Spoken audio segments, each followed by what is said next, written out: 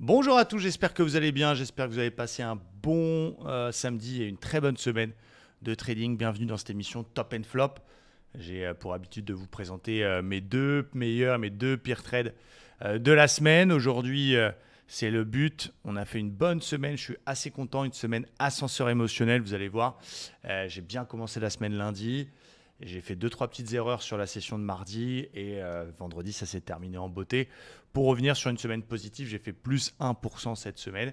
Donc on confirme, on fait deux bonnes semaines de suite. C'est mon objectif hebdo, plus 1%. Donc c'est vrai que sur un compte à 1000 euros, bah, ça ne fait pas rêver, ça fait 10 euros. Mais en effet, si demain vous êtes financé sur une propre firme à 100 000, 200 000 ou plus, bah, ça fait quand même déjà pas mal d'oseille dans un marché qui est quand même un petit peu compliqué, hein, un peu volatile. Moi, je vous l'ai montré, chaque matin, je vous publie mes plans et mes avis techniques. J'avais plutôt un biais haussier parce qu'on était sur un bon niveau et des gros niveaux sur les indices. Donc, difficile pour moi de shorter, même si on va le voir. J'ai tenté quand même à un moment donné. On a essayé d'être sélectif. Alors, c'est vrai que quand lundi, tu fais ton objectif hebdo, ce qui était le cas pour moi, c'est quand même très difficile de se retenir les mains et d'observer toute la semaine, d'autant plus quand tu fais des émissions en direct et que tu observes le marché avec tes abonnés. Il y a quand même du succès puisque lundi soir, grâce au beau trade sur le Dow Jones, j'ai enfin validé ma phase 1 MyForexFund. Je l'avais déjà fait. J'avais échoué à la phase 2. Je suis en train de passer 200 000 à 300 000 $ en simultané. Et pour répondre aux questions, pour ceux qui me demandent qu'est-ce que j'utilise comme outil, j'utilise un site qui s'appelle Social Traders Tools qui permet de copier, entre guillemets, alors je vais vous montrer Social Traders Tools, permet de copier plusieurs comptes MT4 en simultané. Donc c'est plutôt pratique, Social Traders Tools. Vous rentrez vos identifiants des comptes MT4 ou MT5 que vous avez et vous pouvez les copier ensemble. Donc ça, c'est plutôt pas mal. Ça évite de trader plusieurs plateformes en même temps. Donc ça, c'est cool. Moi, j'ai mon financier FTMO qui est copié sur les challenges, en l'occurrence MyForexFund. À côté de ça, j'ai mon Search Trader 1 million. Il tourne autour du million. Je suis à 0,25 de perte acceptée. Je ne l'ai pas encore réussi, c'est vrai, mais c'est une phase et j'ai pas de temps, donc j'ai quand même le temps. Mais beau succès, c'est vrai, pour ce MyForexFund phase 1. On est donc en phase 2 et j'espère les réussir pour obtenir 600 000 $ de capital supplémentaire et monter donc à 1 million de dollars. Donc 1 million de dollars, 1%, ça fait 10 000, c'est l'objectif, on va y arriver ensemble. Et voilà, du coup, je suis content parce que ça s'est bien terminé. Ça aurait pu être mieux, vous allez voir les décisions que j'ai prises, notamment des trades sur le gold qui étaient très très bons. Mais sur lequel je me suis fait reprendre deux fois break-even, c'est ma règle, je protège au ratio de 1 dans ce genre de trade, c'est comme ça. J'aurais pu faire 2-3, mais bon, 1% je prends quand même. Et c'est parti pour les petites statistiques très très brèves, mais du coup j'ai fait 10 trades cette semaine, donc c'est 5 trades indices, 5 trades forex, c'est un petit peu voilà ce que je vise en nombre de trades, donc je suis dans les clous. J'ai pris 4 stops. Donc voilà, c'est 40% de stop loss. Donc on est dans les statistiques. J'ai fait 3 TP, donc ça fait 30% de TP. C'est aussi les statistiques. Et donc si vous n'êtes pas trop mauvais en maths, vous comprendrez que j'ai fait exactement 30% de break-even. Ma performance hebdo, c'est mon objectif que je me fixe, c'est 1%. Et la liste des trades que j'ai fait, donc on va peut-être pas tous les voir dans cette vidéo, mais gold, dos pour lundi, deux pertes sur le dos mardi, ça je vais vous les montrer parce que c'est important. C'est deux trades d'ennui et deux trades qui sont très mauvais, donc c'est bien fait pour ma gueule, entre guillemets. Mercredi, un trade gold et un Nasdaq qui n'est pas passé non plus. Jeudi, un USD CHF, vous allez voir, il est quand même plutôt beau, et deux trades d'eau. Et vendredi, le trade d'eau que je vais vous montrer. Et on va d'ailleurs commencer par les trades les plus pourris, puisque c'est le but de ce top and flop. Trades les plus pourris, c'est deux trades sur le dos que j'ai passé mardi soir. Alors, je vous avoue que dans cette situation, on avait un biais haussier, il y avait une très grosse zone, 32 700, 32 750 pour ceux qui connaissent le Dow Jones, vous vous rappelez de ce niveau-là, qui est un niveau quand même important. On peut prendre un petit peu de recul et on voit que c'est effectivement une belle zone, une zone qui a été un petit peu travaillée dans le passé et une grosse zone qui me faisait chercher des achats. D'ailleurs, la suite m'a donné raison puisque c'est le niveau sur lequel finalement les marchés ont rebondi en fin de semaine. Donc je cherchais des achats dans cette zone. Il était quand même assez difficile pour moi de shorter ce gros support. Et du coup, après avoir réussi une belle session lundi dont je vais vous montrer le trade d'eau, on s'est dit ok, on va rester un peu à l'écart, on va souffler, mais s'il y a une belle opportunité, je la prends. Du coup, on a attendu, on a vu une grosse baisse en début de session américaine. J'avais pas de biais baissier, j'ai pas réussi à shorter ça. Il y avait peut-être des belles choses, hein. Il y avait peut-être pour les capables le 61,8 tout 100%, mais qui a pété sans pullback pile poil sur la bougie de 15h30. Donc t'attrapes pas la baisse, tu as un biais haussier, tu le vois dégueuler, un petit peu de frustration. Et donc j'ai pris cette première divergence haussière, mais qui n'était pas bonne dans le sens où je suis rentré à l'achat sur ce niveau-là. Alors, c'était pas complètement débile parce que je pense que je ne le suis pas.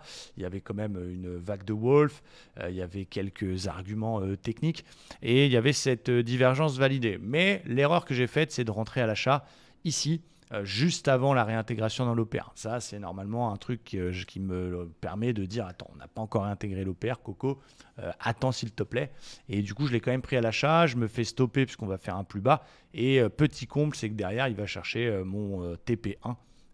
Qui était un petit peu plus haut vers les 840, qui me permet de passer break-even. Donc là, un petit peu saoulé, un trade pas bon parce que on ne prend pas une div si jamais on est juste au moment de la validation. Hein. Si l'OPR il est très très haut, on a de la marge.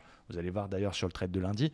Mais là, juste avec l'OPR, le bas d'OPR au-dessus de la tronche, voilà, erreur pour ce trade-là. Donc un trade qui ne passe pas logiquement et que je vous montre pour vous montrer les erreurs que j'ai fait et qui vont vous permettre peut-être d'éviter certaines erreurs. Je prends un trade quelques heures après. On voit là, pareil, trade un petit peu de frustration. On voit que la zone, elle tient finalement. On le voit remonter. Je le vois réintégrer dans l'OPR. Je ne peux pas choper la réintégration parce qu'il n'y a pas de pullback. Et je prends la réintégration plus bas. Quelques minutes après, ici, je tente un achat sur le pullback sur le bas d'OPR. Pareil, pas complètement con. Mais voilà, dans un flux compliqué. Je crois qu'il y avait en plus un discours d'un mec de la Fed et derrière je me fais stopper et encore une fois comble, derrière il va chercher mon niveau TP1. Donc ça c'est les deux pires trades de la semaine. Je commence toujours par les mauvais, ça veut pas dire que je suis mauvais, mais ça veut dire que ça nous arrive aussi. Je suis pas là pour vous vendre du rêve encore une fois. Le trading c'est très difficile, il faut rester focus. De temps en temps on tente des choses, de temps en temps ça passe, de temps en temps ça passe pas. Forcément la meilleure façon de pouvoir faire face à ce genre de situation parce que ça n'existe pas les robots, les mecs qui prennent que des purs trades 5 étoiles, c'est dans les bisounours. C'est finalement la discipline et le money management. Vous voyez que malgré ces deux mauvais trades, j'ai fini la semaine en positif. Donc pour vous de l'autre côté de l'écran, quand vous êtes dans une démarche de formation, il faut bien retenir dans votre tête que c'est pas parce que on gagne tous ces trades, enfin oui, quand quelqu'un gagne 100%, évidemment il va gagner, mais c'est pas parce qu'on a de temps en temps des trades perdants qu'on est un gros loser et qu'on va perdre à la fin de l'année. Hein. Il faut s'autoriser aussi de temps en temps quelques échecs. Ces trades-là sont mauvais, effectivement, je marque bien fort dans un coin de ma tête, ne pas prendre les diffs quand le haut d'OPR, le bas d'OPR est juste à côté, mais voilà, ça peut arriver et je vous les montre parce que c'est bien aussi de montrer les choses qui n'ont pas fonctionné. Qu'est-ce qu'on a d'autre comme trade? Je vais vous montrer les deux BE sur le gold un petit peu frustrants qui sont là. Alors d'abord, j'avais pris une belle diff parce que cette zone 1815, c'est un niveau que je voulais acheter. C'est un niveau un petit peu polarité support ici qui a été quand même assez travaillé et sur lequel je voulais acheter le gold déjà depuis un moment. On a de la divergence qui se valide. D'abord une divergence en 1 heure. Donc je l'ai chopé exactement la validation de la divergence, c'est-à-dire ici, avec un stop légèrement sous la mèche. Donc ça donne un beau ratio puisque l'objectif des 50% me donne un ratio un petit peu plus de 2 si mes souvenirs sont exacts. Voilà. Je passe break-even vraiment juste après l'entrée en début d'après-midi. Je suis content, je suis protégé, je ne peux plus perdre. Je suis obligé de garder overnight, mais je suis protégé, il n'y a pas de souci. Il vient me chercher mon point d'entrée et derrière, il vient faire le TP. Donc là, j'avais très bien vu les choses, mais malheureusement, je suis break-even. Est-ce que j'aurais été stoppé sur cette mèche-là de mardi matin? Peut-être aussi. Donc finalement, un BE évite aussi un stop-loss. Mais c'est peut-être un petit peu frustrant de voir que cette div, elle a parfaitement fonctionné et que finalement, quand on regarde l'histoire du gold, c'est le plus bas de la semaine. Donc ça montre aussi que les divergences, c'est quand même un super signal et que ça doit être dans votre panoplie de day trader. Deuxième trade sur le gold, c'est un petit peu plus tard dans la semaine. On a ici un rebond en ligne droite. On casse le niveau. Ah, pardon, hop, depuis tout à l'heure, je parle dans le vent, excusez-moi. Je vais vous remontrer la divergence, désolé. Je vais vous remontrer la divergence validée ici, voilà, sur le gold que je prends. Ah, c'est les aléas du direct, je tourne toutes mes vidéos en direct. Donc voilà, je suis rentré à l'achat ici. Break-even sur la première phase. On revient chercher mon prix d'entrée. et il vient faire le TP derrière. Donc un petit peu frustré, mais on avait vu le bon move et encore une fois, je disais les divergences, vous devez les avoir dans votre panoplie. Je prends un deuxième trade un petit peu plus tard dans la semaine qui est ici, c'est-à-dire que on fait une remontada en ligne droite, on casse le 61,8 de Fibo de la dernière vague de baisse. On se réappuie dessus, souvent c'est pullbacké, le 61,8. Et là-dessus, si mes souvenirs sont exacts, mon point d'entrée c'était une petite bulle M5. Donc je prends un achat ici, stop, non pas sous la bulle M5 qui est mon signal, mais sous les 50%. Objectif, les 100%. Donc là c'est pareil, ça commence à partir, je passe break-even sur le ratio de 1. Je me fais prendre BE sur la baisse vers 1838 en fin d'après-midi. Dommage parce que, encore une fois, on va faire BAM, mon TP et un ratio de 3. Donc là, la diff qui était le plus bas de la semaine et ce 61,8. Alors, j'aurais pas pris le 61,8 si j'avais pris la diff puisque je serais dedans. Mais j'aurais pu faire 1 ou 2% en effet sur ce trade gold. Donc, vous voyez, la semaine aurait pu être bien meilleure, mais ça fait partie du jeu, encore une fois. Maintenant, place aux deux des plus beaux, voire trois beaux trades. Je vais vous montrer les 3 TP même carrément de la semaine. Le premier TP, c'est lundi sur un trade standard, vraiment méthode. Là, on a une belle div et là, on a le bas d'opère qui est quand même très très loin. On est sur un beau niveau polarité qui a été travaillé autour des 880-900. Résistance, on vient se réappuyer dessus. Et là, j'ai toujours pareil, une belle divergence haussière que je prends à sa validation. Magnifique. Et mon objectif, c'est les 50%. Donc, je prends cette divergence ici. Ça part bien. On passe break-even. On fait presque le TP. On redescend, mais je ne me fais pas break-even. On corrige un peu. Et on va chercher pratiquement le 50%. Je suis sorti quand j'ai vu que ça ne passait pas le bas d'OPA. Donc, j'ai fait un peu plus qu'un ratio de 2 là-dessus. Et c'était un trade vraiment très, très, très méthode, très, très scolaire. Donc, je suis très très content de ce trade là. C'est un trade en plus que j'ai fait lundi qui m'a fait commencer la semaine sur les chapeaux de roue comme on dit. Le deuxième trade sur le dos qui passe, c'est vendredi soir. On est dans une dynamique d'achat, ça fait partie de mon plan et c'est important là ce que je vais vous dire. L'idée c'est pas d'essayer de capter tous les setups que vous observez parce que des setups pendant une session de trading vous allez en voir 50. L'idée c'est de préparer des plans sur des unités de temps plus longues type daily 4 heures, 1 heure, de dire voilà aujourd'hui je cherche des achats parce qu'on est dans une zone support. Je vais acheter, pam, parce qu'on casse ce niveau-là. C'est exactement ce que je fais tous les matins et ce que je vous partage d'ailleurs gratuitement dans le Telegram que je mets à votre disposition. Vous avez le lien sous la description de la vidéo. Voilà, c'est les plans indices, regardez. C'est ce que je fais tous les matins. Donc là, vendredi, on en était là. J'avais ce plan, ça s'est fait vers 9 h. Voilà, dans le flux, je souhaite acheter uniquement s'il casse 33 100 par le haut en visant 33 500. C'était mon plan safe de la journée. Et du coup, je prends les setups qui vont dans le sens de mes plans. C'est-à-dire que je voulais acheter cassure des 33 100. On a attendu, il y a eu un petit peu de volatilité en début de séance. On finit par casser l'OPR. Là, on n'a pas pris parce qu'il y avait des news à 16 h. On finit par casser l'OPR. Je rentre sur le pullback OPR. Et je ne mets pas un stop sous la bougie qui casse parce que c'est trop court. Je mets un stop sous les petites mèches de la petite consolidation qu'on a eu juste avant pour laisser respirer. Il y a de la volatilité. 45 points, j'ai estimé que c'était le minimum au vu de la volatilité du marché. Et ce trade, il a du mal à partir. Il part. Il va au ratio de 3. Il pull back le ratio de 2. Moi, je suis sorti au ratio de 2. Si j'avais tenu au ratio de 3, j'aurais protégé mon 2. Je me serais fait sortir au 2 de toute façon. Mais c'est beau de voir que ce trade, il va faire 1, 2, 3, 4, 5, 6 pour les plus forts qui savent tenir jusqu'au bout sans protéger les paliers. Il va jusqu'au ratio de 6. Moi, je suis sorti au 2 parce que c'était vendredi soir. Ça me permet de refaire la semaine à plus 1. De toute façon, ma stratégie, c'est de protéger le ratio de 2 quand on touche le ratio de 3. Donc, je me serais fait reprendre au ratio de 2 dans tous les cas. Mais c'est beau parce que c'est scolaire. Ça passe. Il n'y a quasiment pas de drawdown. Et puis, ça fait un beau trade qui permet de finir cette semaine à plus 1%. Le dernier trade que je vais vous montrer, c'est un beau trade Forex que j'ai pris.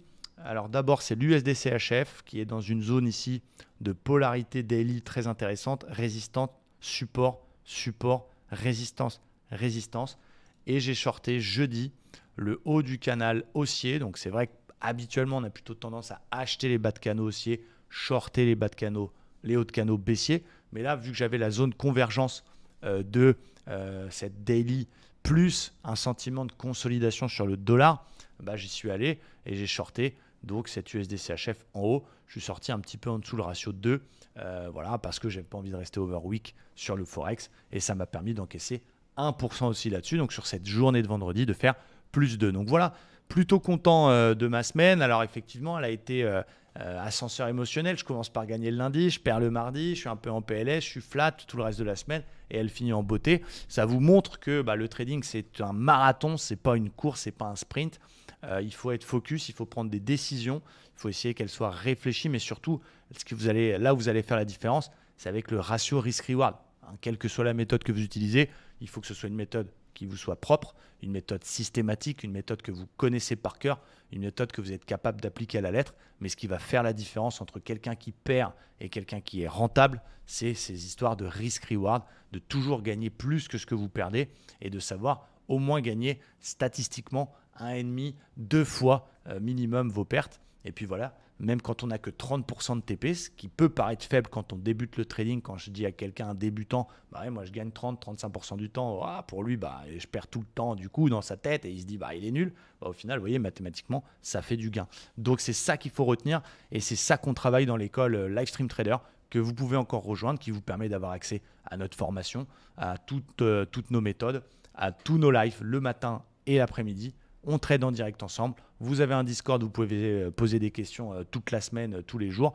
Vous avez du coaching tous les soirs avec Pierrick, avec Tanguy, avec moi-même, avec Fatia, côté psychologique. Et tout ça pour une durée illimitée. Tous les liens sont dans la description de la vidéo. N'hésitez pas à aller voir le site de l'école Livestream Trader qui est the place to be pour pouvoir justement apprendre à votre rythme et pouvoir progresser tranquillement avec des passionnés qui sont connectés toute la journée et qui vous encadrent du mieux possible.